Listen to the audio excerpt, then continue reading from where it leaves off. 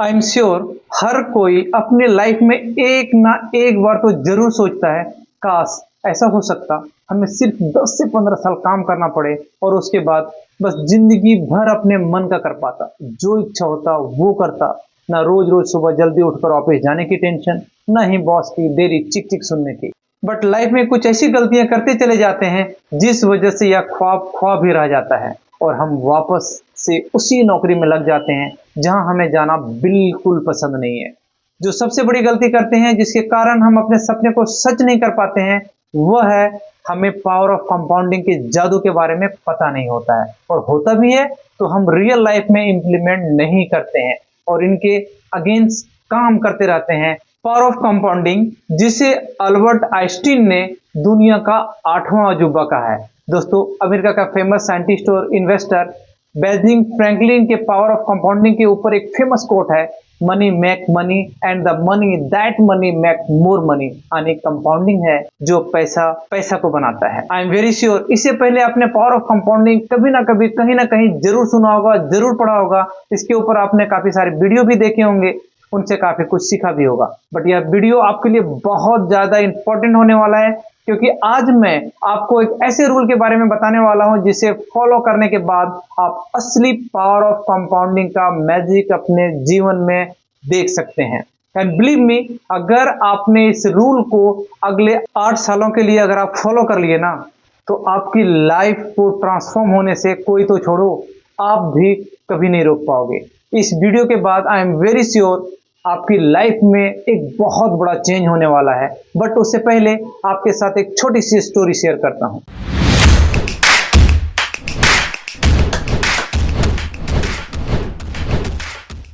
अंकित अभी भी मुंबई शिफ्ट हुआ था। अंकित का उम्र हो चुका था 25 ईयर और उसे एक अच्छी सॉफ्टवेयर कंपनी में नौकरी मिल गई जहां वो ज्वाइन किया।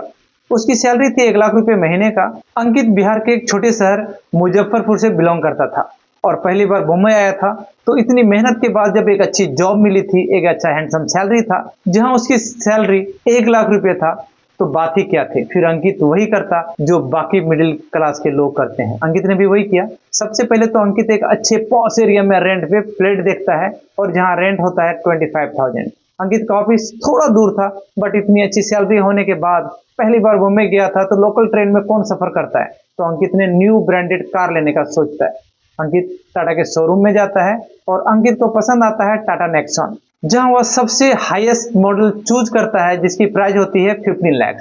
अब उसमें अंकित अपने बचाए हुए पैसे का 20% डाउन पेमेंट कर देता है और बाकी बचे 12 लाख का वो बैंक से लोन ले लेता है। अब ये CMI कैलकुलेटर में देखो, अंकित 12 लाख का लोन लिया 8.5% इंटरेस्ट रेट पे और 5 साल के लिए तो EMI बनवाई।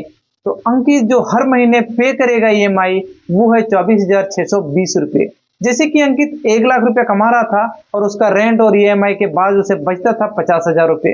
अंकित थोड़ा खर्चीला लड़का था, तो वो online shopping, new branded phone, Zomato, Swiggy, इन पे उनका फोकस रहता था। वो हर महीने के एंड तक सारे पैसे उड़ा देता था, क्योंकि उसका मानना था कि जो आज करना है कर ले, कल किसने देखा है, एंजॉय करो और जिंदगी के मजे लो।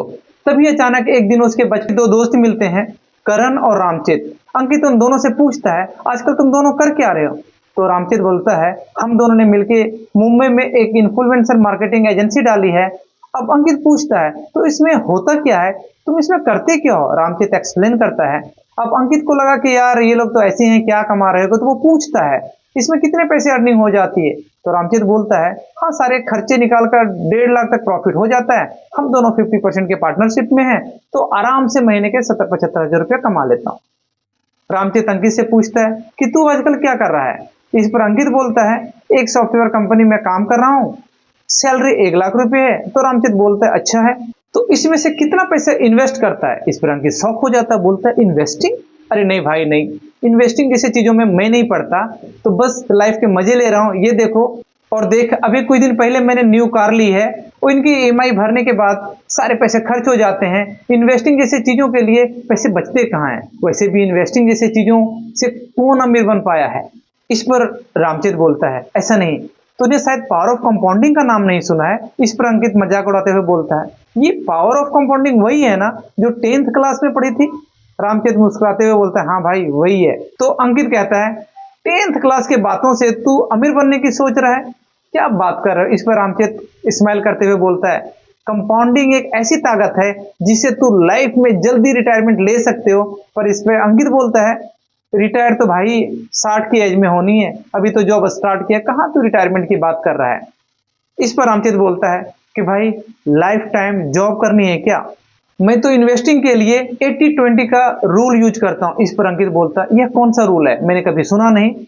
इस पर रामचंद्र बोलता है, इसके अकॉर्डिंग मैं महीने के जितने भी कमाता हूं उसका 80% मैं अपने खर्चों के लिए निकाल के रख लेता हूं और उससे सारे खर्चे खाना पीना, लाइट, बिजली, शॉपिंग, इन पे खर्च करता हूं और बाकी जो 20% 14,000 बच जाता है वो हर महीने मैं इंडेक्स फंड में इन्वेस्ट कर देता हूं। और सालों के बाद तो देखना ये अमाउंट कितना बड़ा हो जाएगा जो सोच नहीं सकता। अंकित को रामचंद्र की बात अभी भी कुछ समझ नहीं आ रहा था, तो वो करण से पूछता है, छोड़ यार करण, तू बता, तू भी इन्वेस्ट करता है क्या? करण बोलता है, भाई मैं तो 3 साल पहले से इन्वेस्ट कर रहा हूं, बट इसके लिए मैं 8-4-3 कंपाउंडिंग रूल यूज करता हूं, जहां मुझे केवल 8 साल तक पेशेंस रखने हैं, उनके बाद मेरा पैसा मुझे कमा के देगा। मैं पैसे के लिए काम नहीं करूंगा, पैसा मेरे लिए काम करता है। अंकित बोलता है, करण ये कौन सा रूल है? करण बोलता है, ये देख अंकित, मैंने अभी ज्यादा खर्चे नहीं पाले हैं, ना मेरे पास बड़ी कार है और ना ही मैंने महंगे फोन यूज करता हूं। मैं उन चीजों पे खर्च नहीं करता जो मुझे जरूरत नहीं होती, मैं उन्हीं पे खर्च करता हूं जिसकी मुझे सख्त जरूरत होता है। इसलिए मैं हमेशा 30,000 हर महीने के इंडेक्स फंड में इन्वेस्ट करता हूं। इस पर अंकित बोलता है, 30,000 ही क्यों? करण बोलता है, 30,000 आने वाले टाइम पे मेरे रिटायरमेंट का सहारा बनेगा। अंकित को लगता है क्या ही फायदा, इतना पैसा इन्वेस्ट करने से, अभी मौज करो, कुछ रखा क्या है जिंदगी में। अंकित वहां से चला जाता है और अपनी मस्ती में अपना जीवन बिताने लगता है, जीना स्टार्ट कर देता है।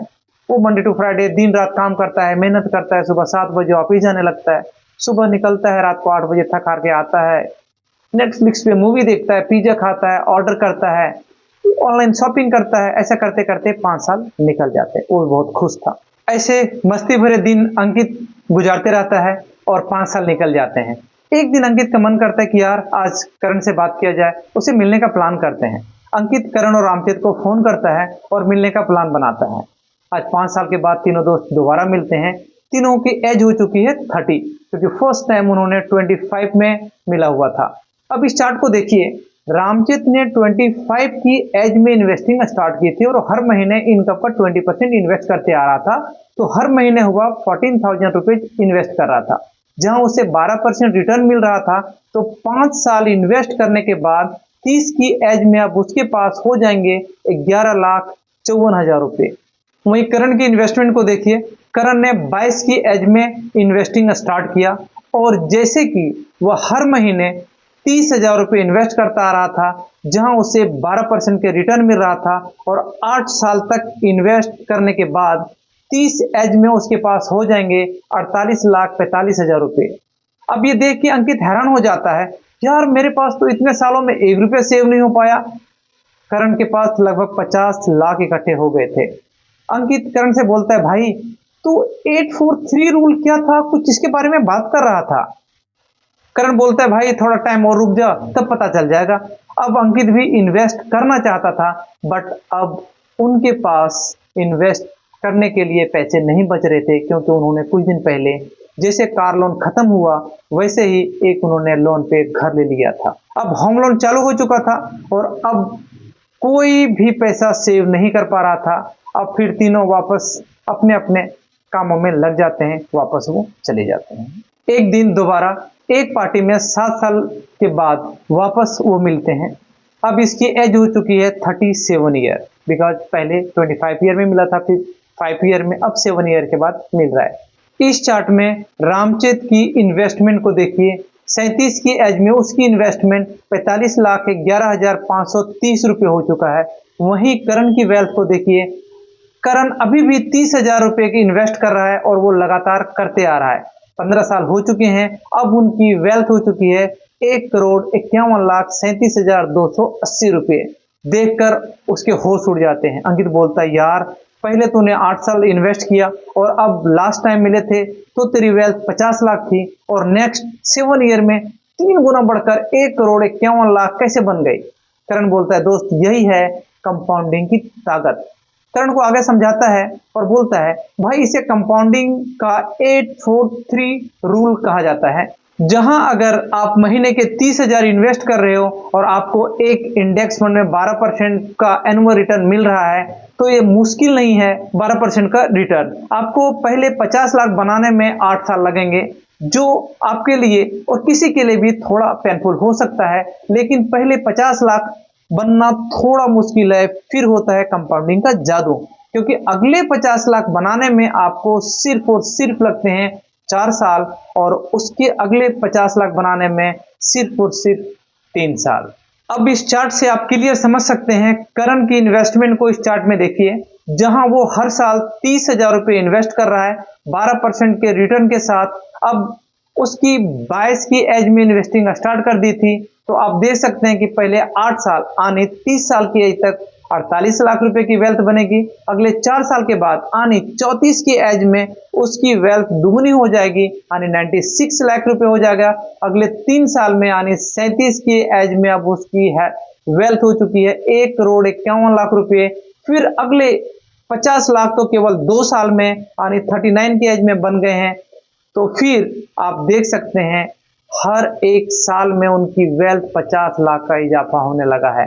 तो जैसे 43 की एज में उनकी वेल्थ भी थी 3,40,00,000, 44 की एज में 3,90,00,000, 45 की एज में 4,90,00,000 आनी अब एक एक साल में 50 लाख बढ़ने लगे हैं। करण अपना इन्वेस्टमेंट 5 सालों के लिए अगर बढ़ा देता है, आनी 50 की एज में कंटिन्यू करता है, तो अब करण इन्वेस्टमेंट को देखो इस कैलकुलेटर में। करण 28 साल तक इन्वेस्ट करता है 50 की एज में, अब उसकी वेल्थ लगभग हो चुका है 8,30,00,000 रुपीज। यही होता है कंपाउंडिंग का 843 रूल, जहां आपको पहले 8 सालों तक पेशेंस रखने होते हैं, उसके बाद तो आपका पैसा कंपाउंडिंग की मदद से इतनी फास्ट ग्रो करता है, इतना जल्दी जल्दी ग्रो करता है कि आप समझ भी नहीं पाते हैं। इसे ही कहते हैं स्नोबॉल इफेक्ट। एग्जाम्पल के लिए दुनिया के लीजेंड इन्वेस्टर वॉरेन बफे ने 11 की एज में इन्वेस्टिंग स्टार्ट कर दी थी। 60 की एज में उनकी वेल्थ हो चुकी थी 10 मिलियन डॉलर। अब वो जब 70 में थे तो उनकी वेल्थ हो चुकी थी 50 मिलियन डॉलर, और अब वो जब 93 की एज में उनकी वेल्थ हो चुकी है 120 मिलियन डॉलर।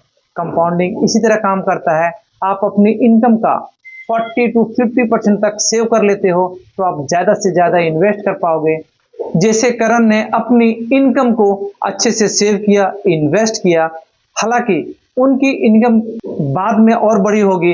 अगर अपने इन्वेस्टमेंट को अमाउंट को और बढ़ा सकता था, अगर वो बढ़ा लेता, वो जल्दी से फिनेंशियल फ्री हो जाता। बट वही अंकित अपने शौक पूरे करने में लगा रहा। 50 की एज में भी वो जॉब करता था, वही अंकित आराम से चाहे तो रिटायरमेंट ले सकता था। तो अगर आप छोटे से अमाउंट से भी स्टार्ट करते हो और लॉन्ग टर्म में हमेशा आपको फायदा ही मिलेगा। बट आप चाहो तो अगले 3-4 सालों में अगर करोड़पति बनना चाहोगे तो ये पॉसिबल नहीं है।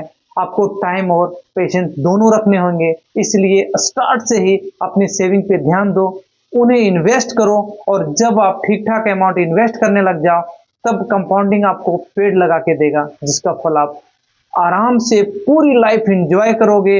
आप वो कर पाओगे जो करना चाहते हो। आपको पैसे के लिए नहीं भागना होगा, पैसे आपके पीछे भाग के आएगा। तो आई होप इस वीडियो से आपको कंपाउंडिंग का मैजिक समझ आया होगा, या वीडियो पसंद आया है तो आप लाइक करें। अभी तक अगर इस वीडियो को आप देख रहे हैं तो चैनल को सब्सक्राइब करना ना भूलें। बिल गेट्स का एक फेमस कोट है, if you are born poor it's not a mistake, but if you die poor it's a mistake. तो मिलते हैं नेक्स्ट वीडियो में, तब तक के लिए जय हिंद।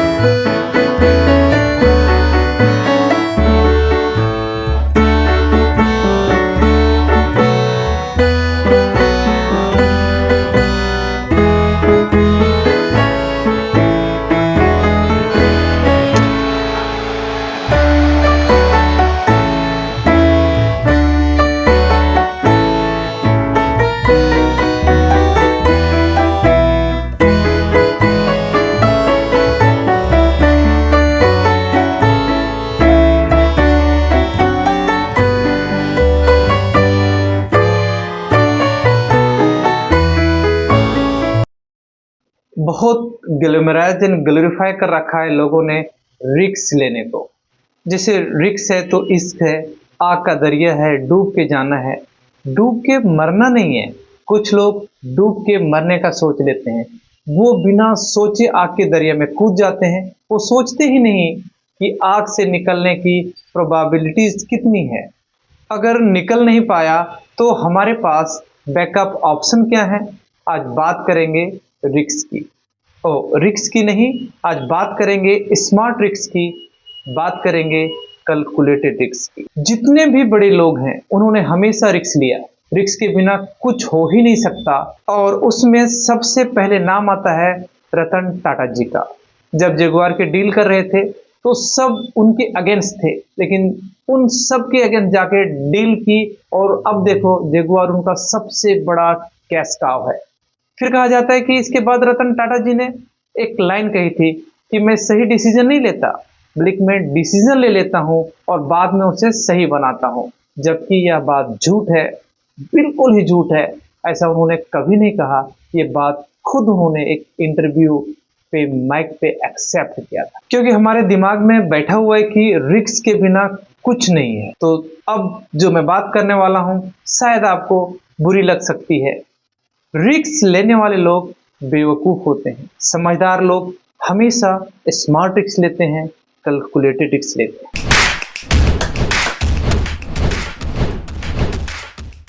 कैलकुलेटेड रिस्क है क्या? इसको अलग अलग एंगल से समझते हैं। Risk and reward ratio. अब समझो कोई कोर्स आपने 10,000 का है और उसे आपने बाय किया। कोर्स बेचने वाला दावा कर रहा है आप इसे ले लोगे तो लाखों करोड़ों कमाओगे जिनसे कोई लिमिट नहीं है। अब यहाँ पर देखते हो कि आपका रिस्क क्या है 10,000, लेकिन रिवार्ड बहुत बड़ा है, रिवार्ड इन्फिनिट है। तो कोर्स ले सकते हो। यहाँ पर कोर्स लेना आपको चाहिए बिकॉज रिस्क रिवार्ड के मुकाबले बहुत कम है। अब इसी केस को अलग एंगल से समझते हैं। अब इसी केस में रिचर्ड ब्रैनसन को ले लेते हैं। वो कहते हैं पहले प्लेन में बैठ जाओ, उड़ाना बाद में सीख लेना। चलो इस बात पे सोचते हैं। मान लो आपको प्लेन उड़ाना नहीं आता, आपको अपॉर्चुनिटी आई, आप प्लेन में बैठ जाते हो और उसे उड़ाने की कोशिश करते हो और आप उड़ा भी लेते हो। जहां जाना होता है वहां प्लेन को पहुंचा भी देते हो और आपको रिवार्ड मिल जाता है। क्या? जो प्लेन उड़ाने की फीस होती है, जो पायलट की सैलरी है, वो आपको रिवार्ड मिल जाता है। आपको मान लो आपको प्लेन उड़ाने की अपॉर्चुनिटी आई, आप प्लेन में बैठ गए, आप सीख नहीं पाए, आप उड़ा नहीं पाए, तो क्या होगा? या तो प्लेन क्रैश हो जाएगी या तो प्लेन को क्रैश कर दोगे, प्लेन गिर जाएगी। खुद की तो जान जाएगी ही जाएगी, पैसेंजर की भी जान ले लो, उनकी भी जान जाएगी जो ये चीज जानते नहीं था, रिस्क ले रहे हो। तो यहाँ रिस्क बहुत बड़ा है और जो रिवार्ड है बहुत छोटा है। तो इस केस में आपको सोचना होगा कि हमें रिस्क लेना चाहिए या नहीं लेना चाहिए। हालांकि रिचर्ड ब्रैनसन ने लिटरली यह बात कभी कही ही नहीं थी। उनका कहने का मतलब था कि अगर अपॉर्चुनिटी आपके लाइफ में आए तो आप उसे एक्सेप्ट कर लो, उसे ले लो, बाद में स्किल सीख लेना जो उसमें जरूरत है। लेकिन आप ब्रैनसन की बात को याद रखिए, प्लेन वाले एग्जाम्पल को याद रखिए। जहां पर रिस्क बहुत ज्यादा है, रिवार्ड बहुत कम है, तो आपको रिस्क नहीं लेना चाहिए। आपको वो रिस्क लेना चाहिए जहां पे रिवार्ड बहुत ज्यादा है और रिस्क मैनेजेबल है, रिस्क कम है। फिर में रिस्क का अगला पैरामीटर देखते हैं, अगला मॉडल देखते हैं। वो आता है मेंटल मॉडल। यह है probability of risk and reward की। मैं आपको दो सिनेरियो देता हूं।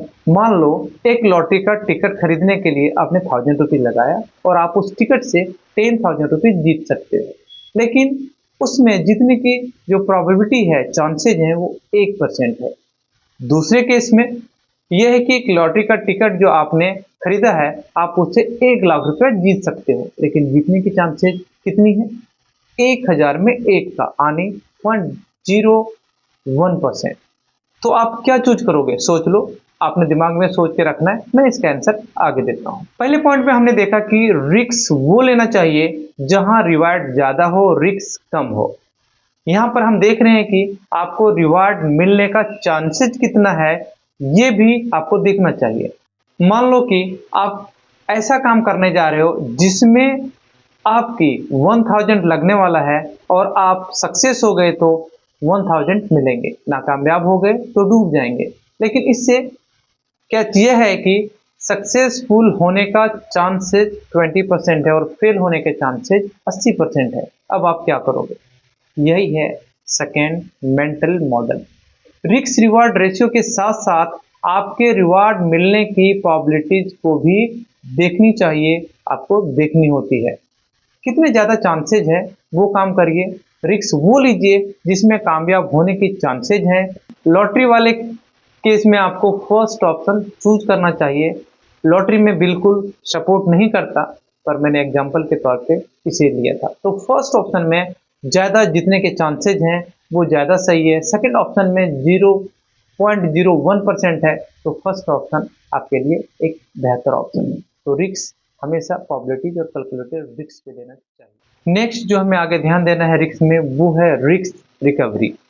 किसी मोटिवेशनल स्पीकर को सुना तो वो बोल रहा था कि बिना बड़ा रिस्क के कुछ नहीं होगा, बड़ा रिस्क लेना होगा। अगर एलन मस्क रिस्क नहीं लेता तो आज मार्स पे जाने की सोच नहीं रहा होता। अगर इंटरनेट बनाने वाले लॉजिक से सोच रहे होते तो आज आप वीडियो नहीं देख रहे होते। अब बात तो सुनने में सही लग रहा है कि कुछ बड़ा काम करने के लिए क्रेजी रिस्क लेना बहुत जरूरी है। कुछ क्रेजी करना है तो कुछ क्रेजी रिस्क लेना होगा। कुछ क्रेजी करने के लिए तीसरा मेंटल मॉडल आता है, दैट्स रिस्क रिकवरी। अब मान लो कि आप कुछ बड़ा करने जा रहे हो, उसमें रिस्क भी बहुत ज़्यादा है और अगर आप सक्सेसफुल हो गए तो रिवॉर्ड भी बहुत ज़्यादा मिलेगा, बहुत नाम होगा, बहुत फेम मिलेगा, दुनिया आपको जानेगी। ऐसे में आपके पास एक रिकवरी प्लान होना बहुत ज़रूरी है कि अगर आप वह ना कर सके और आपको नुकसान हो गया, आप गड्ढे में गिर गए, तो आप उसे उस गड्ढे से वापस निकल के जीरो पे कैसे आएंगे। एक प्लान होना चाहिए, कोई एक्स्ट्रा सोर्स ऑफ इनकम होना चाहिए, कोई हेल्प होनी चाहिए। अगर आपके पास रिस्क रिकवरी प्लान नहीं है तो आप प्लान बनाइए, तो एक्स्ट्रा सोर्स ऑफ इनकम शुरू कीजिए, तब वो बड़ा रिस्क लीजिए जिसके बारे में आप प्लान करें। आपने शाहरुख खान, अमिताभ बच्चन की स्टोरी सुनी होगी, वो हमें काफ़ी फैसिनेट करती है। 100 रुपये लेके आए, बॉम्बे के सड़कों पे सोए, अब देखिए वो कितने बड़े स्टार बन गए हैं। लेकिन इनके पीछे वो हजारों लोग थे जो इससे ज़्यादा गुड लुकिंग थे, ज़्यादा टैलेंटेड थे, वो नहीं बन पाए जो ये बन गए। माउंट एवरेस्ट पे जाने वाले 20 से 30 लोगों का हम नाम जानते हैं, लेकिन और भी वो सैकड़ों जवान जो रास्ते में जाते समय मर गए, जिन्हें लोग ढूंढ तक नहीं पाए। कुछ क्रेजी करके आप गड्ढे में गिरते हो, इसमें कोई बुराई नहीं है। बुराई इसमें है कि आप उस गड्ढे में गिरकर उसी में मर जाते हो, उससे निकल नहीं पाते हो। तो रिस्क के साथ साथ हमेशा आपके पास रिकवरी प्लान होना बहुत जरूरी। तो इस पूरी वीडियो को हम समराइज करते हैं, तो देखते हैं इस पूरी वीडियो में हमने क्या किया। बेवकूफ लोग रिस्क लेते हैं, स्मार्ट लोग कैलकुलेटेड रिस्क लेते हैं। वह ऐसा रिस्क लेते हैं जिसमें रिस्क कम हो, रिवॉर्ड ज्यादा है, जिसमें जीतने की प्रोबेबिलिटीज ज्यादा हो, जिसमें चांसेस कम हो, हारने की चांसेस बहुत कम हो।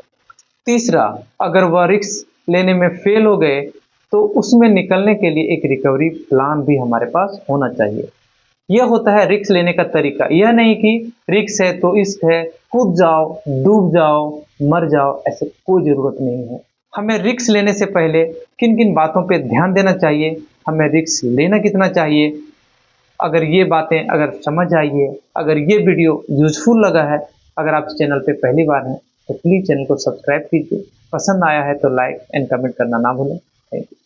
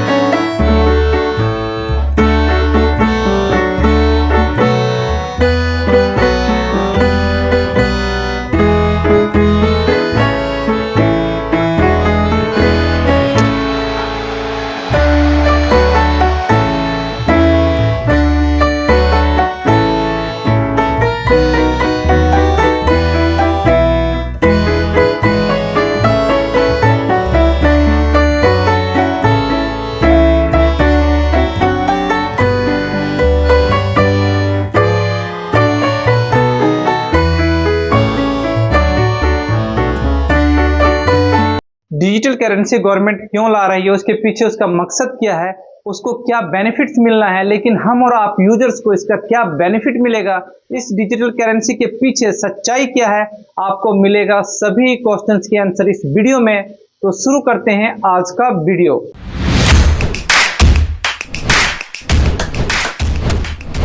सबसे पहले डिजिटल करेंसी क्या है? वह कुछ इस तरीके के नोट्स हैं जो अब डिजिटल फॉर्मेट में इशू किए जाएंगे। पहले जिस तरीके से आरबीआई फिजिकल नोट प्रिंट करते थी, प्रिंट करने के बाद बैंकों को हैंडओवर करता था और बैंक के जरिए वो नोट्स हमें मिलते थे, लेकिन डिजिटल करेंसी के केस में आप सभी को डिजिटल रूप से उसी तरीके से नोट इशू किए जाएंगे। यहाँ पे ये सारे नोट्स इशू किए जाएंगे। ये एक बार इशू होने के बाद इसमें वर्चुअली हम और आप लोग ब्लॉकचेन तरीके से ट्रांजैक्शन कर पाएंगे। अब क्वेश्चन आता है, ब्लॉकचेन टेक्नोलॉजी क्या है? और आप सभी को मैं बता दूं, ये पूरे तरीके से सिस्टम माने कंप्यूटर से मैनेज होता है, जिसमें किसने कितने पैसे किसको ट्रांसफर किए, किसको दिए, किससे लिए, वो पूरा रिकॉर्ड मैनेज करता है। कौन सा टोकन आईडी आपको इशू किया गया है, तो यहाँ पे जो डेटा होता है वो एक कंप्यूटर में ना होके कई सारे कंप्यूटर में मौजूद होता है। इसके अंदर कोई भी हैक करके या किसी अन्य तरीके से क्रैक करके अंदर नहीं जा सकता। तो आप मान सकते हैं ये पूरी सिस्टम पूरे तरीके से सिक्योर है। तो यहाँ पे जो डिजिटल करेंसी है वो एक वॉलेट में रहेगा, जो दूसरे वॉलेट के थ्रू ट्रांजैक्शन होने वाला है। मीन्स एक वॉलेट से दूसरे वॉलेट में आप ट्रांजैक्शन कर सकते हैं। सीबीडीसी की तरफ से, दैट मीन्स आरबीआई की तरफ से खुद एप्लीकेशन इशू की जा रही है, जिसको यूज करके आप ये ट्रांजैक्शन परफॉर्म कर सकते हैं।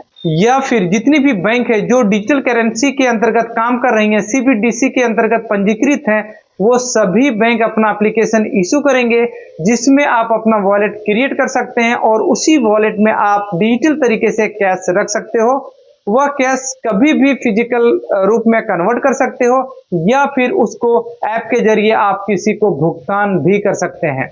अब यहाँ पे बहुत सारे लोगों के मन में डाउट ये आ रहा होगा कि सर जी, इस तरीके से तो हम यूपीआई के थ्रू भी पेमेंट करते आ रहे हैं, तो इसमें डिफरेंस क्या है, क्या है इसमें चेंजेस? आप सभी को भुगतान की सिस्टम से लग रहा होगा कि बिल्कुल ही सेम तरीके से काम करने वाला है, जबकि इसका जो प्रोसेस है पूरी तरीके से डिफरेंस है यूपीआई वाले से। ये पूरे ई करेंसी का जो कॉन्सेप्ट है वो चेंज है।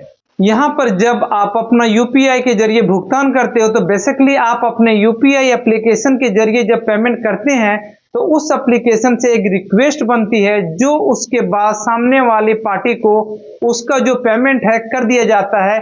जब ये पेमेंट होता है तो आप सभी को एक चीज नोटिस करेंगे, जो आप ध्यान देते होंगे, यहाँ पर पैसा आपके पास है कोई फिजिकल रूप में मौजूद नहीं होता है, वो पैसा उस समय बैंक के पास होता है। आपका बैंक करता क्या है, आपको केवल एक नंबर शो करता है कि आपके अकाउंट में इतने बैलेंस है।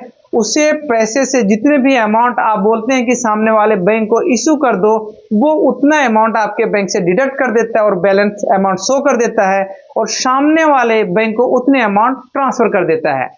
जैसे कि आपका स्टेट बैंक में अकाउंट है और आप बैंक ऑफ इंडिया में पेमेंट कर रहे हो, तो बैंक ऑफ इंडिया में उतना पैसा आपका एसबीआई इशू कर देता है जितना आप उस एप्लीकेशन के जरिए आप रिक्वेस्ट रेज करते हो। लेकिन इस केस में ना आपके पास पैसा था, लेकिन इस केस में यूपीआई वाले केस में पैसा ना आपके पास था और ना ही पैसा सामने वाले व्यक्ति को मिला, लेकिन उसके बैंक को वो पैसा मिल चुका है। वो पैसा कभी भी जब भी फिजिकल रूप में कन्वर्ट करना चाहेगा तो वो बैंक से पैसा ले सकता है।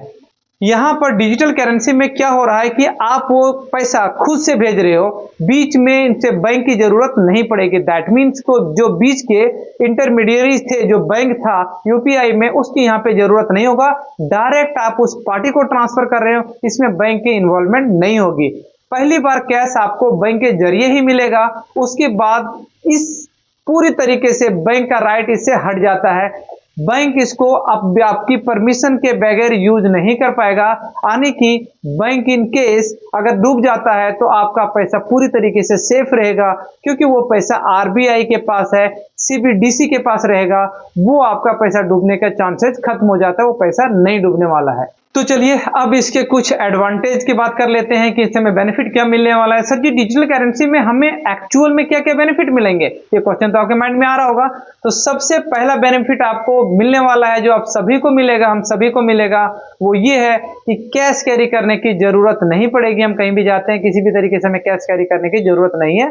फिजिकल जो नोट होते थे, सड़ने गलने या फिर उसके खो जाने का डर रहता था, वो डर यहाँ खत्म हो जाता है। यहाँ पर आपको कैश करने की जरूरत नहीं होती है। अब यहाँ पे ये जो डिजिटल करेंसी होगी, इसको यूज करने के लिए किसी भी बैंक अकाउंट की जरूरत नहीं पड़ने वाला है। हालांकि आप सभी को फर्स्ट टाइम जब भी ये पैसा लोड करना होगा तो इसे बैंक से इशू करवाना होगा। हम सभी को डायरेक्ट आरबीआई से ये पैसे नहीं मिलने जा रहे हैं, हमें बैंक से ही मिलेंगे, किसी बैंक के जरिए ही मिलेगा। लेकिन किसी के पास सामान लेने जाते हैं, सर्विसेज लेने जाते हैं, तो वहां पे उसको कैश देते हैं। तो यहाँ पे अगर हमारे पास बैंक अकाउंट नहीं है या उस बंदे के पास बैंक अकाउंट नहीं है, तो भी एक वॉलेट को क्रिएट कर हम उसको कैश दे सकते हैं, वो कैश को एक्सेप्ट कर सकता है।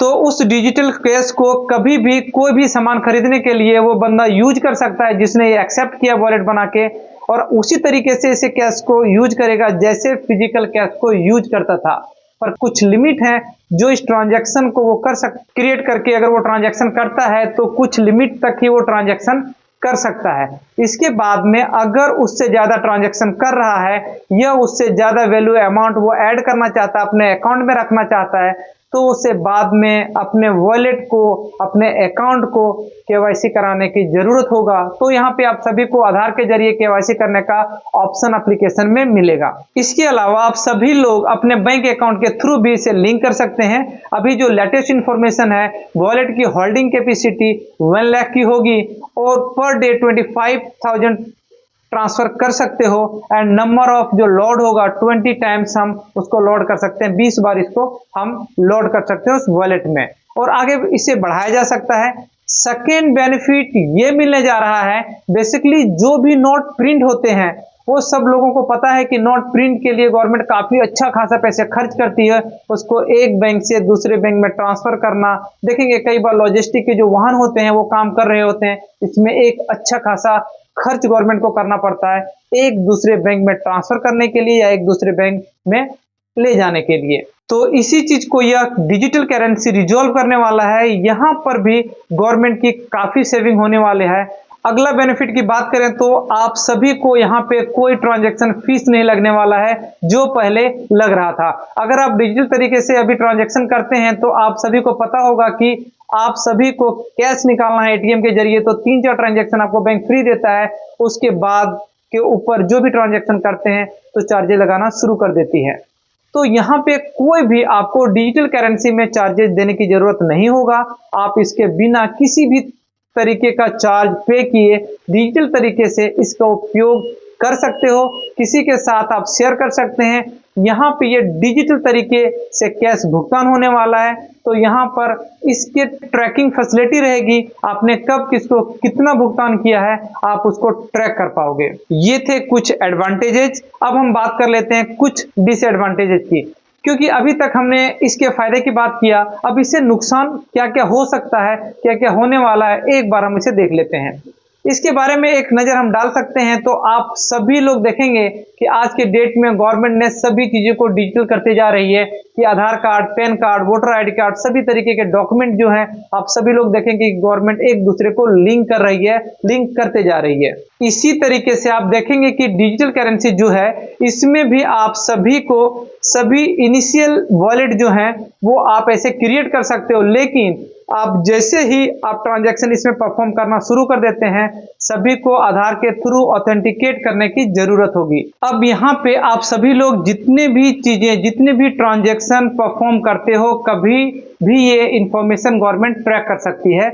यहाँ पर आप सभी लोग फिजिकल कैश अगर घर पे रखते हैं तो आप पूरी तरीके से उसके ऊपर आपका कंट्रोल बना रहता है, जबकि यहाँ पे जो भी डिजिटल करेंसी है इसमें एक तरीके से गवर्नमेंट का ही कंट्रोल रहने वाला है।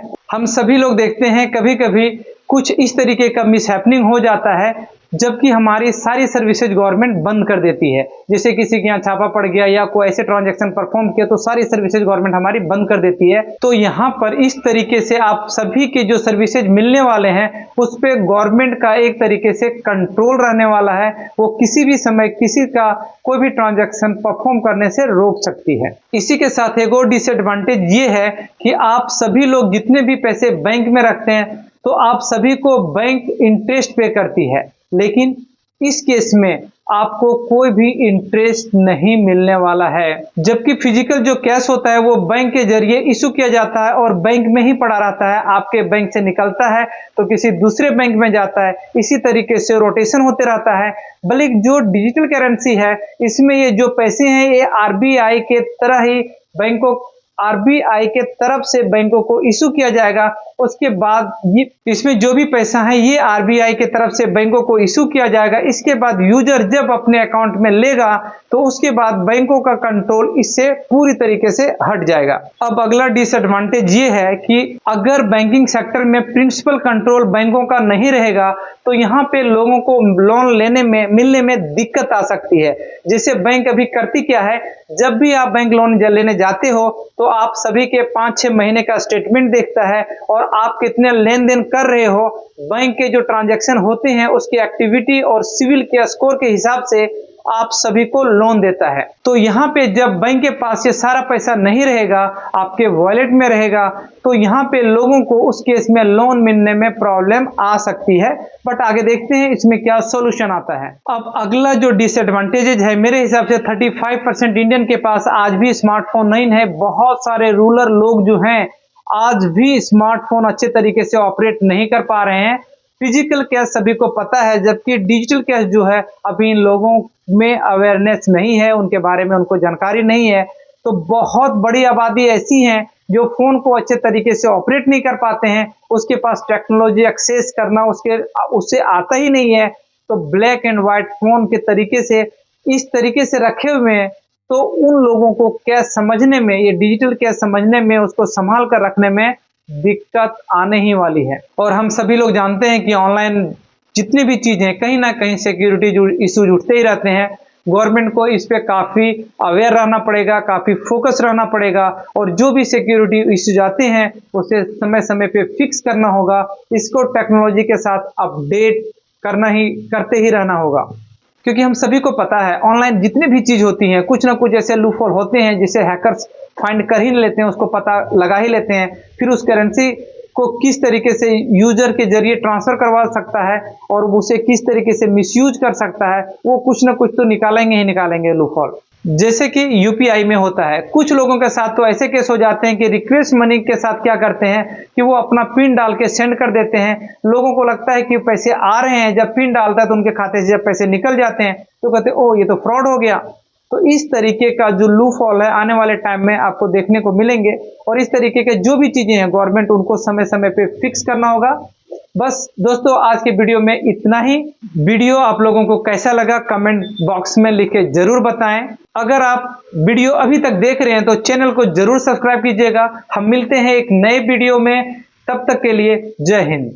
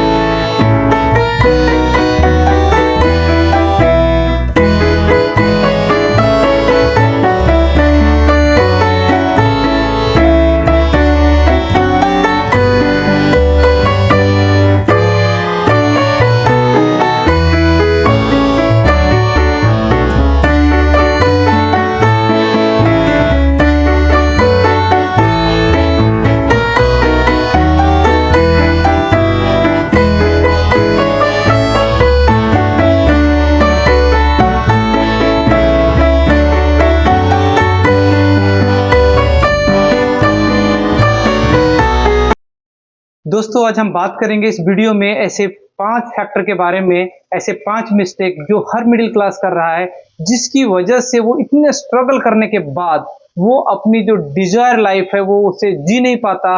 वो इतने काम करने के बाद वो जो रीच बनना चाहता है, जिस मुकाम पे वो पहुंचना चाहता है, पहुंच नहीं पाता है। तो कौन कौन से वो मिस्टेक, वो कौन कौन सी गलतियां जिसे नहीं करना चाहिए और जिसे ना करके वो सारे अपने इच्छाओं को पूरी कर सकता है, जिसकी वो चाहत रखता है। साथ में हम बात करेंगे इस वीडियो में ऐसे 5 एसेट्स के बारे में जो बेटर देन कैश है, जिसमें इन्वेस्ट करने से सबसे हाई रिटर्न मिलते हैं आपको पूरी लाइफ लॉन्ग। साथ में कवर करेंगे इसमें कि कैसे आप अपने पैसे को काम पे लगा सकते हो, वैसे कैसे अपने पैसे को काम पे भेज सकते हो। आप घर में रहिए, आप घर में मस्ती कीजिए, आपका पैसा आपके लिए काम करता रहेगा। तो शुरू करते हैं आज का वीडियो। दोस्तों मैं ये सारी चीजें कवर करता हूँ एक स्टोरी के थ्रू से। दोस्तों ऋषि अपनी क्लास का सबसे होशियार बच्चा था, वो हमेशा फर्स्ट रैंक उसे मिलता था। वो अपने टाउन में सबसे बेस्ट कॉलेज में एडमिशन लिया, जहां वो एक इंजीनियर बन रहा था और जहां उसे फर्स्ट रैंक मिलता रहा, और वो फाइनली अपने यूनिवर्सिटी का टॉप रैंकर रहा और एक अच्छी एमएनसी कंपनी में उसको सिलेक्शन हो गया, जहां उसे 90,000 पर मंथ की सैलरी मिल रही थी। तो उनके पेरेंट्स भी बहुत खुश थे, वो एक बढ़िया लाइफ जी रहा था। कुछ ही सालों के बाद ऋषि ने फैसला लिया कि वो एक पॉश एरिया में अमीर इलाके में एक बड़ा सा घर खरीदेगा। बस तो उसकी सैलरी बढ़ चुकी थी, वो लोन के लिए अप्लाई किया और फौरन अप्रूव हो गया और वो अपने नए घर में आके रहने लगा। उसके मॉम डैड सारे आके साथ में रहने लगे। मम्मी पापा के साथ वो टाइम बिता रहा था, बहुत अच्छी उसकी लाइफ जा रही थी। कुछ टाइम के बाद उसकी शादी हो गई, एक बच्चा हुआ, जिस बच्चे का नाम रखा सनी। तो ऋषि के लाइफ एकदम बढ़िया चल रही थी, उसकी वाइफ, उसके पेरेंट्स सभी खुश थे। लेकिन कुछ टाइम के बाद ऋषि के लाइफ खुशियां बढ़ने के बदले कम होने लगा। आप सोच रहे होंगे ये कैसे हुआ, ये कैसे हो सकता है? इतना बढ़िया जॉब, सिक्योर जॉब, बढ़िया घर, इतनी बढ़िया जॉब, तो लाइफ में प्रॉब्लम आ कैसे सकती है? तो प्रॉब्लम यह होती है कि उसकी वाइफ अक्सर उसे कंप्लेन करते रहती है कि उसके पड़ोसी के पास एक बढ़िया BMW है और उसके पास एक मामूली सी स्विफ्ट डिजायर।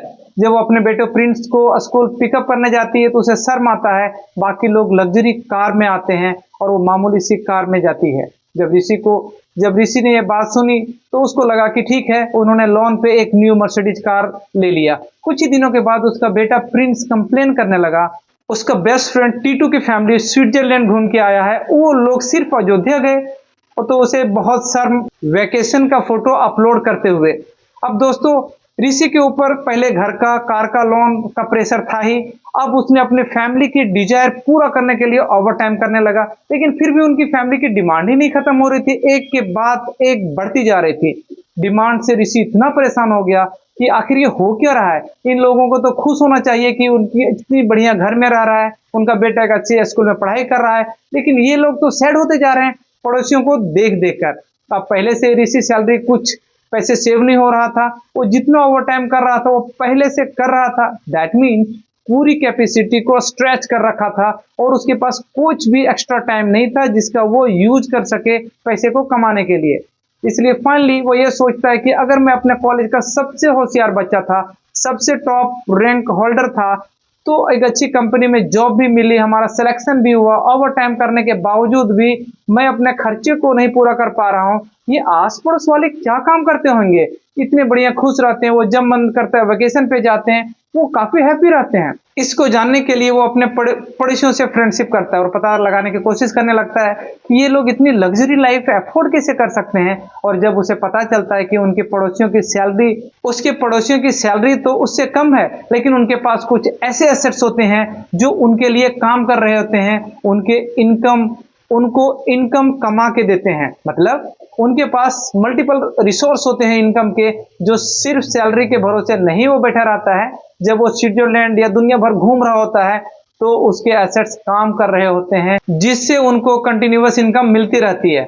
और यहाँ पे ऋषि को एक बहुत बड़ा शौक मिलता है। अभी तक ऋषि को यही लगता था कि आप जॉब करके पैसा कमा सकते हो, स्कूल और कॉलेज में तो उसे यही सिखाया गया था। लेकिन यहाँ पर ऋषि एक पूरी नई दुनिया देखा कि ये रिच लोग किस तरीके से पैसे कमाते हैं, उससे मैनेज कैसे करते हैं, और मिडिल क्लास लोग कहाँ गलती करते हैं। ऋषि के पास भी थोड़ा बहुत कैश था, लेकिन वो उसे ऐसे ही बैंक अकाउंट में रखता था। उसे लगता था कि 6-7% इंटरेस्ट तो वो मिल ही रहा है, वो काफी अमीर हो जाएगा। लेकिन अमीर लोगों को जब फ्रेंडशिप से पता चला 5 ऐसे एसेट्स होते हैं जो बैंक के मुकाबले आने की कैश के मुकाबले ज्यादा रिटर्न देते हैं और ये वही आपको फाइनेंशियल फ्रीडम दिलाते हैं। कैश के मुकाबले ज्यादा रिटर्न देते हैं और वही आपको फाइनेंशियल फ्रीडम दिलाते हैं। दोस्तों, आज हम इन्हीं 5 एसेट्स को समझेंगे जिनमें आपको इन्वेस्ट करना है। अगर आपके पास सिर्फ 5,000 भी हैं तो आप इन 5 एसेट्स में इन्वेस्ट कर सकते हो। तो सबसे पहले ऋषि पता लगाता है कि ऐसे कौन से एसेट्स हैं रिच लोगों के पास जिनमें उसे इन्वेस्ट करना है। तो उनके लिए उन्हें एक पड़ोसी से दोस्ती करता है जिसका नाम संतोष होता है। संतोष एक अंग सेल्फ मेड मिलीनियर होता है जिसके पास बहुत सारे एसेट्स हैं। अक्सर वो रिलैक्स करता हुआ, बुक्स रीड करता हुआ पार्क में नजर आता है। तो ऋषि संतोष से पूछता है कि उसे भी कुछ एसेट्स बिल्ड करने हैं, फाइनेंशियल फ्रीडम अचीव करना है ताकि वो वेकेशन को एंजॉय कर सके। तो उसके लिए संतोष उसे कहता है, देख भाई, मैं तेरी हेल्प जरूर करूंगा, लेकिन आज शाम को मेरी फ्लाइट है, मैं एक इंपॉर्टेंट मीटिंग के लिए बाहर जा रहा हूं, तो मैं नेक्स्ट वीक रिटर्न आऊंगा। तब तक तुम अपना एक फाउंडेशन बिल्ड कर लो, जिसके लिए मैं तुम्हें 3 बुक सजेस्ट करूंगा। तुम उसे फौरन बाय करके रीड करना शुरू कर दो। जब मैं रिटर्न आऊंगा तो तुम मुझे बता देना कि तुम उससे क्या सीखे। 3 बुक संतोष को सजेस्ट करता है, वह होता है द चार्ल्स जेमोनिक, the psychology of money, rich dad poor dad. Rishi फौरन घर जाता है, अपने लैपटॉप पर उन तीनों बुक्स को अपने कार्ट में ऐड कर लेता है, उसे ऑनलाइन ऑर्डर करता है। लेकिन चेकआउट पर जब वो इन तीनों बुक्स का प्राइस देखता है तो वो रुक जाता है और सोचने लगता है, इतनी महंगी बुक खरीदने से क्या फायदा, इसकी क्या जरूरत है, फालतू में खर्च कर रहा हूँ, मैं इसे पीडीएफ रीड कर लूंगा और पीडीएफ से काम चला लूंगा। इसलिए वो कार्ट में ऐसे ही छोड़ देता है। फिर पूरा सप्ताह खत्म हो जाता है। संतोष उसे वापस पार्क में मिलता है तो उसे पूछता है, ऋषि बताओ तुमने बुक से क्या सीखा। ऋषि के पास कोई आंसर ही नहीं था। तो वो कहता है कि उसने ऑर्डर करना भूल गया। तो संतोष उसकी झूठ को फौरन पकड़ लेता है क्योंकि उसे याद है कि उन्हें वो बुक्स का नाम उन्हें बताए थे। ऋषि इतना एक्साइटेड हो रहा था कि उन्हें रीड करने के लिए, वो अमीर बनने के सीक्रेट जानने के लिए। तो फिर संतोष उसे कहता है कि कल इंडिया और ऑस्ट्रेलिया की मैच है, एक काम करो, आप इंडिया पे 10K का बेट लगा दो। तब ऋषि फौरन उसका एग्री कर लेता है और वो पैसे निकालने के लिए रेडी हो जाता है। तब संतोष उसे एक्सप्लेन करता है, यही मिडिल क्लास की सबसे बड़ी प्रॉब्लम है। आप उनको 10 के क्रिकेट मैच की बैटिंग करने के लिए कहो तो खुशी खुशी करेंगे, लेकिन आप उन्हें वही पैसे को अपने आप पे बैट करने को कहो, मतलब अपने आप पे इन्वेस्ट करने के लिए बोलो, तो वो 10 बार सोचेंगे और बाद में कुछ नहीं करेंगे। ऋषि को रियलाइज हुआ कि वह गलती क्या कर रहा था, उसका माइंडसेट गलत था। संतोष कहता है कि देख, जब मैं कोई बुक्स खरीदता हूं तो उसके प्राइस टैग बिल्कुल नहीं देखता। दूसरे किसी भी चीज के शॉपिंग करते समय मैं 2 बार सोचता हूं, लेकिन सेल्फ एजुकेशन जैसे बुक्स और कोर्सेज के मामले में बिल्कुल नहीं सोचता। और आपकी लाइफ में सबसे अच्छे इन्वेस्टमेंट है। मैं एक मिडिल क्लास से आया हूं और अगर मैं इन बुक्स और कोर्सेज में इन्वेस्ट नहीं करता तो मैं भी वही करता जो मेरे पेरेंट, सोसाइटी के लोग और मेरे दोस्त करते नजर आते हैं। कोई मामूली सा जॉब और हमेशा रेट रेस में फंसा रह जाता, हमेशा दूसरों को ब्लेम करता अपनी प्रॉब्लम के लिए। और अगर मैं अपने लाइफ के सारे इन्वेस्टमेंट को एनालाइज करूं तो अपने पूरे लाइफ टाइम में बुक्स और कोर्सेज में 1 लाख से भी कम इन्वेस्ट किया होगा। लेकिन आज मैं उन्हीं कोर्स के वजह से आज मेरे पास करोड़ों के एसेट्स है। तो दोस्तों, यह था सबसे पहला एसेट्स जो कैश से अच्छा है। अगर आपके पास आपके वॉलेट में या बैंक अकाउंट में 5,000 या 10,000 रखे हैं जिसकी आपकी जरूरत नहीं है, तो आपको उससे अपने माइंडसेट पे इन्वेस्ट करना चाहिए, क्योंकि इन्वेस्टमेंट इन द एजुकेशन पे द हाईएस्ट डिविडेंड। फिर अगले दिन लेसन सीखने के लिए संतोष ऋषि से पूछता है कि चलो अब एक बात बताओ, दुनिया का सबसे रिच इंसान के पास कितने पैसे होंगे। तो ऋषि कहता है कि मैंने रिसेंटली एक न्यूज में देखा था, एलन मस्क के पास $200 मिलियन से भी ज्यादा पैसा है। तो संतोष कहता है कि यह आंसर बिल्कुल गलत है। सच में ये एलन मस्क के पास इतने पैसे हैं ही नहीं, वह इन पैसों को खर्चा भी नहीं कर सकता। तो ऋषि कहता है कि यह कैसे हो सकता है। तो संतोष कहता है कि इसको समझने के लिए मैं तुझे एक एग्जांपल देता हूं। मान लो आपका एक बड़ा सा गार्डन है, उसमें बहुत सारे अलग अलग टाइप के वेजिटेबल और फ्रूट्स के ट्रीज हैं। जब आपको जरूरत होगी तो आप उससे कोई फ्रूट्स या वेजिटेबल तोड़ के ले आओगे, उसे धोकर या पकाकर फिर उसे खाओगे। उसके बाद आप गार्डन का ख्याल रखोगे और उसे ग्रो करोगे। तो यह गार्डन और आपके डाइनिंग टेबल पर रखा हुआ खाना दोनों एक चीज नहीं है। और इसी तरह दुनिया के सारे रिच लोग जानते हैं कि मनी और वेल्थ दोनों अलग अलग चीज होती है, लेकिन पुअर और मिडिल क्लास लोग इसमें फर्क नहीं समझते। उनके लिए पैसा का सिर्फ एक ही मतलब होता है कि आप उसे खर्चा कर सकते हो। द स्पेंडिंग मनी, उसे कमाने के लिए आप सिर्फ मेहनत कर सकते हो। जैसे पैसे पेड़ पे नहीं उगा करते, क्योंकि जब भी हम बचपन में अपने पेरेंट्स से ज्यादा पैसा मांगते थे, कोई बड़े खिलौने के लिए मिडिल क्लास के बच्चे जब पेरेंट्स से जिद करता है तो जवाब मिलता है कि मेरे पास पैसों के पेड़ नहीं है। और फिर जब हमें पैसा मिलता है तो हम उसको फौरन खर्चा करते हैं चॉकलेट या खिलौने बाय करने के लिए। तो वही मेंटेलिटी हमारे बड़े होने के बाद भी प्रॉब्लम क्रिएट करती है। हम हमेशा पैसे के लिए काम करते हैं और जब हमको सैलरी मिलती है तो हम उसे फौरन खर्चा कर देते हैं। वेल्थ बिल्ड करने की बात बहुत दूर है, लोगों के दिमाग में यह बात कभी आती ही नहीं है कि आपको एक मनी ट्री ग्रो करना चाहिए। तो यहाँ पे रिच और बाकी लोगों के बीच एक क्लियर डिफरेंस हमें देखने को मिलता है। रिच लोग दिन भर अपने गार्डन को ग्रो करते हैं यानी वेल्थ को, और मिडिल क्लास सिर्फ खाने के लिए यानी पैसा कमाते हैं, जिसकी वजह से होता यह है कि आपको रिच लोग और ज्यादा रिच होते नजर आएंगे और पुअर और मिडिल क्लास अपनी जिंदगी भर काम करते हुए नजर आएंगे। फिर संतोष कहता है मेरी इन सारी बातों का मतलब यह है कि एक छोटे से बीज की जगह आपको थोड़े से पैसे इन्वेस्ट करने होते हैं। फिर संतोष कहता है कि मेरी इन सारी बातों का मतलब यह है कि एक छोटे से बीज की जगह आपको थोड़े से पैसे इन्वेस्ट करने होते हैं। फिर आप गार्डनिंग के बदले आपको इन्वेस्टिंग का नॉलेज होना चाहिए, जिससे आपको कुछ सालों के बाद बड़ा गार्डन मिलेगा और उस गार्डन से फ्रूट्स आपके स्टॉक के डिविडेंड होंगे, यानी कि स्टॉक मार्केट से रेगुलर मंथली इनकम, जिससे आप अपनी लाइफ को एंजॉय कर सकते हो।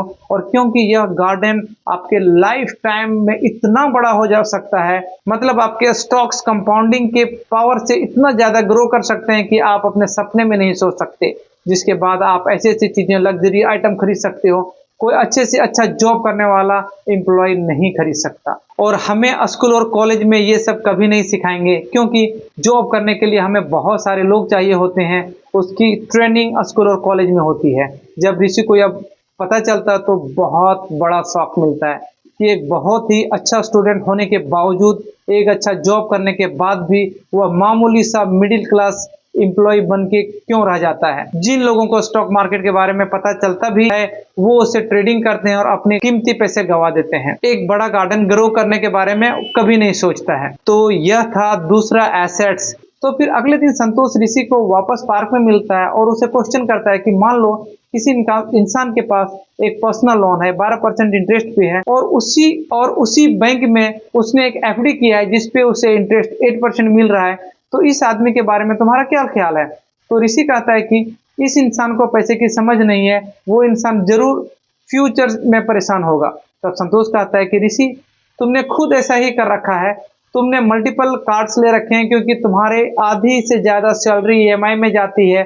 जब तुम्हें इमरजेंसी में शॉपिंग करनी होती है तो तुम अपने क्रेडिट कार्ड को स्वैप करते हो और बिल कुछ महीनों के बाद पे करते हो। तब ऋषि बीच में कहता है तो मुझे उस क्रेडिट कार्ड से कोई इंटरेस्ट चार्ज तो होता नहीं है, अगर होता भी है तो सिर्फ 2 से 3%, उसमें कौन सी बड़ी बात है। तब संतोष कहता है वह 3% हर महीने होता है, मतलब कि साल के 36%। आप दुनिया के अच्छे से अच्छे एसेट्स में इन्वेस्ट कर लो तब भी आपको गारंटेड 20 से 30% से अच्छा रिटर्न नहीं मिलेगा। तब ऋषि के दिमाग में ट्यूबलाइट जलता है। उसने क्रेडिट कार्ड का वो बिल हमेशा क्यों ज्यादा लगता था, क्योंकि वह बेसिकली 36% इंटरेस्ट दे रहा था, जो कि बहुत ज्यादा होता है। फिर उसी बैंक से उसने एफडी में इन्वेस्ट किया था जिसपे उसे मात्र 6% इंटरेस्ट मिल रहा था। और जिस इंसान पे लोन होता है वो हमेशा शॉर्ट टर्म सोचता है, अगला बिल कैसे पे होगा। तो उसे ये फ्रीडम नहीं मिलता है कि वो अपनी जॉब छोड़ के बिजनेस पे एक्सपेरिमेंट करे या कोई दूसरा अच्छा जॉब ढूंढ सके या लाइफ में कोई बड़ा फैसले ठंडे दिमाग से ले सके। क्योंकि दोस्तों मैंने खुद देखा है, बहुत टैलेंटेड और स्मार्ट होने के बाद भी बहुत सारे लोग लोन लेकर अपनी लाइफ में कुछ बड़ा नहीं कर पाते। अब बात करते हैं चौथे एसेट्स का। ऋषि इंस्टाग्राम पे एक दिन स्क्रॉल कर रहा था और उसने एक पोस्ट रीड किया, यूरोप दुनिया का सबसे अमीर कॉन्टिनेंट में से एक है और जस्ट उसके नीचे अफ्रीका दुनिया का सबसे गरीब देश। तो इसका रीजन उसे समझ नहीं आया, तो उसने सोचा कि चलो संतोष से पूछ लिया जाए। तो उसने एक दिन संतोष से पूछा। संतोष ने कहा देखो, माइंड में तो आपको इन्वेस्ट करना है, यानी एजुकेशन में, जो मैंने सबसे पहले बताया आपको, उस एजुकेशन को यूज करना है बिजनेस और इन्वेस्टमेंट करने में। लेकिन एक चीज अफ्रीकन कंट्री में बहुत खराब हो रही है, वो है लोगों को हेल्थ, जिसकी वजह से अफ्रीकन कंट्रीज की लाइफ यूरोपियन कंट्रीज के मुकाबले बहुत कम है। मतलब अफ्रीका के लोग ऑन एवरेज 63 साल जीते हैं और यूरोप के लोग 82 साल। तो ये 20 साल का फर्क, यही 20 साल आसमान जमीन का अंतर दोनों में कर देता है। जितना अचीवमेंट एक सक्सेसफुल आदमी अपने लाइफ में शुरू के 60 साल में नहीं करता, उससे कई गुना ज्यादा अचीवमेंट वो आदमी अपने लाइफ में लास्ट के 10 से 20 साल में कर लेता है। इसलिए जब गवर्नमेंट हेल्थ सेक्टर में पैसा खर्च करती है, हॉस्पिटल वगैरह बनाती है, तो वो सिर्फ लोगों का जान बचाने के लिए नहीं होता है, वो एक इन्वेस्टमेंट होता है उस कंट्री के लिए। क्योंकि बहुत सारे इंटेलिजेंट लोग जो होते हैं रिटायरमेंट के बाद काम कर रहे होते हैं, वो हमारी कंट्री के लिए एसेट्स होता है। ऑलमोस्ट वर्ल्ड के सारे लीडर्स तो बड़ी बड़ी कंपनी के सीईओ में सबकी एज 50, 60, 70 साल की होती है। तो अगर आपकी कंट्री के लोग एक एज तक पहुंच ही नहीं पा रहे हैं, तो आपकी कंट्री की ग्रो होगी कैसे? क्योंकि कंपनी को आगे ले जाने वाले वही लोग होते हैं जो कंट्री के एसेट्स होते हैं। तब ऋषि फॉरेन कहता है, संतोष तुम भी एक वैल्यूएबल एसेट्स हो मेरे लिए, जो तुम मेरी हेल्प कर रहे हो, और मैं बहुत सारे लोगों का हेल्प करूंगा फ्यूचर में, जिससे कि वो लोग लोगों का हेल्प करेंगे। तो दोस्तों, अगर आपको भी एक अच्छी फ्रेंड चाहिए तो आप इस चैनल को सब्सक्राइब कीजिए। मैं इस पे ऐसे ही बहुत अच्छे वीडियो लाते रहता हूं जो आपको हेल्प करता है आपकी वेल्थ को ग्रो करने में। तो इसलिए पुअर कंट्रीज और पुअर फैमिलीज में कॉमन चीज होती है, वो होती है उनके अंदर बैड हैबिट की, खास उसके खराब मेंटल और फिजिकल हैबिट की। तो बीमारी की वजह से वो ज्यादा बिल्स पे करते हैं, लेकिन उसके साथ साथ वो जल्दी रिटायर्ड भी हो जाते हैं और अपने बच्चों को ज्यादा अच्छी एजुकेशन और सपोर्ट के बदले उन पे डिपेंडेंट हो जाते हैं, जिससे कि वो बच्चे ज्यादा टेंशन में रहते और वो रिस्क नहीं ले पाते हैं। हम मैथ्यू इफेक्ट भी कहते हैं। इसलिए हम बैंकरप्सी के बारे में जरूर सोचते हैं, लेकिन हेल्थ बैंकरप्सी के बारे में कभी नहीं सोचते। तो इसके लिए एक छोटा सा एग्जांपल देता हूं। जब आप घर पे खाना बनाने के लिए नकली तेल के बदले असली घी यूज करते हो, तो एक इन्वेस्टमेंट है। फिर पांचवा और सबसे लास्ट एसेट है रिलेशनशिप। आप इन दो ऑप्शन में कौन सा ऑप्शन चूज करना पसंद करेंगे? पहला ऑप्शन यह है कि आपके पास करोड़ों की प्रॉपर्टीज है, आपके पास एक बहुत बड़ा बंगला है, लेकिन आप उसमें अकेले रहते हो, आपको कोई प्यार करने वाला नहीं, आपका ख्याल रखने वाला नहीं है, आपके घर में कोई नहीं आता जाता है। और दूसरा ऑप्शन है कि आपके पास एक डिसेंट साइज का घर है, आप जिसमें आपके खास लोग रहते हैं, आपके वाइफ, आपके बच्चे, आपके माता पिता और आपके कुछ फ्रेंड्स आते जाते रहते हैं। तो आप इसमें कौन सा चूज करोगे? अब ये संतोष कहता है मैं पर्सनली सेकंड ऑप्शन चूज करूंगा। फिर लास्ट में संतोष ऋषि को कहता है कि रिलेशनशिप में इन्वेस्ट करने के लिए आपको सबसे कम खर्च करने पड़ते हैं। आप एक दिन 50 रुपए का एक रेड रोज अपने वाइफ को दो, रेंडमली, बिना किसी वजह के, यूं ही। फिर आप नोटिस करना कि आपकी वाइफ वो मर्सिडीज और वो जो डिमांड कर रही थी, वो धीरे धीरे सारी चीज डिमांड करना बंद कर देगी और वो पहले से ज्यादा खुश रहना शुरू कर देगी।